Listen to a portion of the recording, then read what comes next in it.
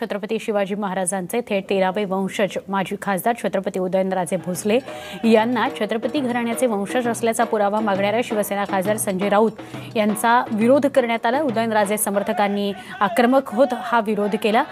शिवाजी महाराजांच्या घराण्याचा आणि साताऱ्याच्या गादीचा अपमान केल्याच्या निषेधार्थ आज साताऱ्यातील पोवई नाका या परिसरात निदर्शने करण्यात आली।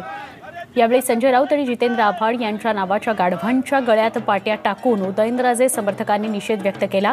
पोवई नाका चौकात गाढवांची धिंड काढण्यात आली आणि या गाढवांचे चेहरे संजय राऊत आणि जितेंद्र आव्हाडांचे दाखवण्यात आले। बैलगाडी चालत असते आणि त्या बैलगाडीच्या खाली बैलगाडी ओढत असतात, बैलगाडीच्या खाली कुत्रं चालत असतं। तशी ह्या संजय राऊतची अवस्था झालेली आहे। ही जी तीन पक्षाचं सरकार एकत्र झालं आहे आणि हे सरकार माझ्यामुळे स्थापन झालेलं आहे अशा आविर्भावात असलेला संजय राऊत त्याला वाटते की ह्या सरकारचा गाडा संबंध मी ओढत आहे अशा पद्धतीचं ज्याला या ठिकाणी साताऱ्यातून एक मोठ्या प्रमाणात आम्ही या सगळ्या वक्तव्याचा निषेध करत आहोत। छत्रपती घराण्यावर बोलण्याची खरं तर त्याची लायकी नाही। छत्रपती शिवरायांच्या जीवावर शिवसेना वाढली मोठी झाली।